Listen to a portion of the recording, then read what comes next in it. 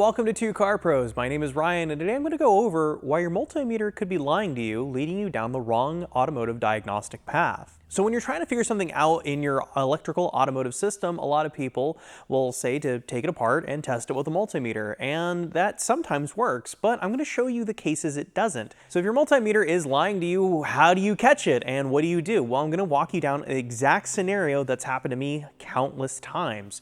So let's get started with a misfiring truck. So here we have a 2005 Ford F-150, and it's having a little bit of a misfire. I'll start the engine so you can see what I'm talking about. So see how the engine is moving about a little bit too much? It's kind of rocking back and forth, and it looks like it is having a problem. It also has a check engine light for a misfire on cylinder number 1. So I'm going to show you what the power balance looks like and see that that cylinder's down on power. So on this Ford, it has a really cool feature where we can see that cylinder number 1 is not making as much power as all the other cylinders, and its twin cylinder, cylinder 8, is also not making as much power as it really should be. It should be doing what the rest of them are doing. So we know we have a problem on cylinder number 1, and also it has a trouble code for the cylinder number 1 misfire. So let's go check out cylinder number 1 and see what we can find out. So here's ignition coil number 1, our ignition coil that I think we're having a problem with. And first things first, just see if it's plugged in. Okay, I can't take it off, so I'm pretty sure it's plugged in. The plugs are brand new in this truck, and so are the fuel injectors. So I'm relatively certain that this ignition coil is a problem. So what I'm gonna do is take it out and put it on the bench and test it. And I bet it tests okay, but we'll go over that later. So with the multimeter set to ohms, what we're doing is looking for resistance. If there's a ton of resistance in this coil, well, the coil's no good. But I'm pretty sure the coil's no good anyway, even if it tests well. So now I'm probing its resistance. It's saying, hey, there is no resistance here. The coil is testing just fine.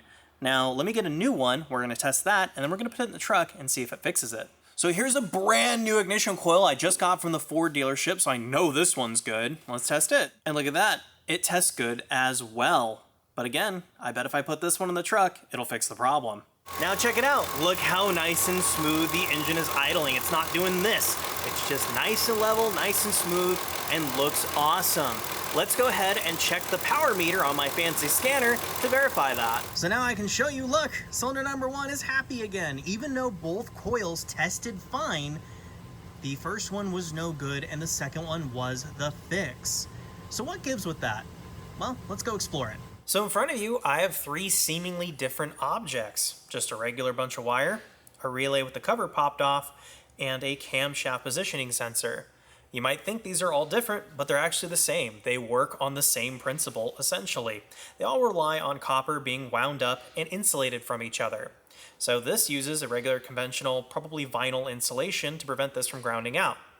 A relay and a sensor uses a very thin coating on there. It looks like it's not even there. You can clearly see the copper, but there is a coating on there. And what ends up happening, I'll demonstrate with the wire because it's bigger, is you have all these things bound up together like this. They're all bunched up together, and when something's under load, it hammers it basically with a little bit of an electrical charge, a little pulse. Imagine it's doing that all the time, like crazy. Eventually, that little thin a bit of what looks like clear insulation on a relay or sensor inside of it is going to wear through. When that happens, these wires will touch each other, obviously creating a short, causing a problem. Could be a number of different things the computer doesn't like and will throw a trouble code or make a relay not work. And then when it cools down, everything might spread apart a little bit, just a teeny amount, just so it no longer has a problem when it's not under load, but that load produces a problem. So now I have an ignition coil that came out of a 2015 Prius that was having a problem. We can test that with our multimeter and it tests fine, but when it's under load, again, you're getting that little short out. The little teeny tiny coil windings, looks very similar to this, are being hammered microscopically under load, and it is rubbing that insulation like this and touching and causing a problem. And it'll test fine. Your multimeter says, hey, you're A-okay. But when you put it in the car, you have a misfire, you take this one out, you put a new one in, and it works fine. That's why replacing parts is sometimes the way to go. And this school of thought applies to basically any sensor that relies on the ECM sending it a pulse signal, something magnetic, basically any magnetic kind of sensor, or anything that requires some sort of electrical driver like an ignition coil or a fuel injector or even a relay. Those little teeny tiny bindings right there can short out and have a problem. So replacing it's really the only way to test that inside of the card so it has that load. And like I said, that school of thought applies to a lot of things in an automotive system. So that's why using your multimeter can sometimes lie to you and lead you down the wrong path.